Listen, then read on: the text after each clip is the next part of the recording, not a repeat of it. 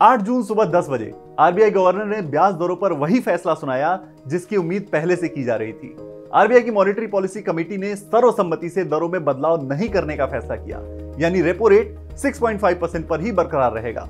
अप्रैल में रिटेल महंगाई में आई गिरावट का जिक्र करते हुए आरबीआई गवर्नर ने कहा कि महंगाई पर आरबीआई अर्जुन की नजर रखेगा।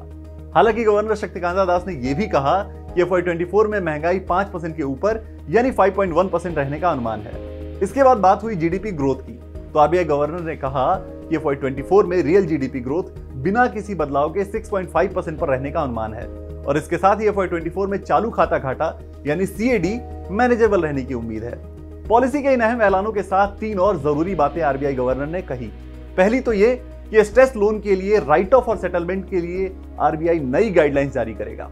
दूसरी बात यह कि ई रूपी वाउचर्स का स्कोप बढ़ाने के लिए PPIs यानी प्रीपेड पेमेंट इंस्ट्रूमेंट के जरिए ई रूपी वाउचर्स जारी करने को मंजूरी दी जाएगी।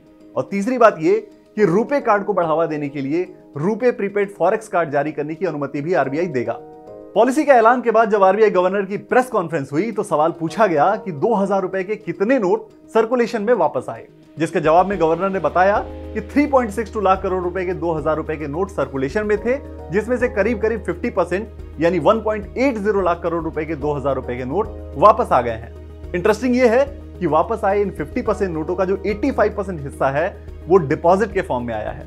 इसके साथ ही आरबीआई गवर्नर ने यह भी साफ किया कि 1000 रुपए के नोट लॉन्च करने या 500 रुपए के नोट बंद करने की अटकलें एकदम गलत हैं और इस तरह के स्पेकुलेशंस ठीक नहीं हैं। एक चर्चा CBDC यानी ई रूपी को लेकर भी हुई।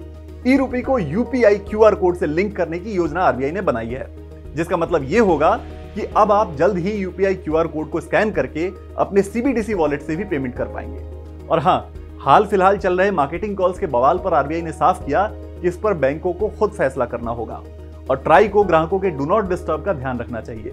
साथ ही आरबीआई ने यह भी कहा कि वो इस मामले को अलग से देखेंगे। तो ये तो थी आरबीआई पॉलिसी की वो जरूरी बातें जो आपके लिए जानना जरूरी है। आपके काम की ऐसी ही खबरों और पॉलिसी से जुड़े अहम जानकारियों के लिए BQ प्राइम हिंदी को सब्सक्राइब करें और इस वीडियो को शेयर जरूर करें।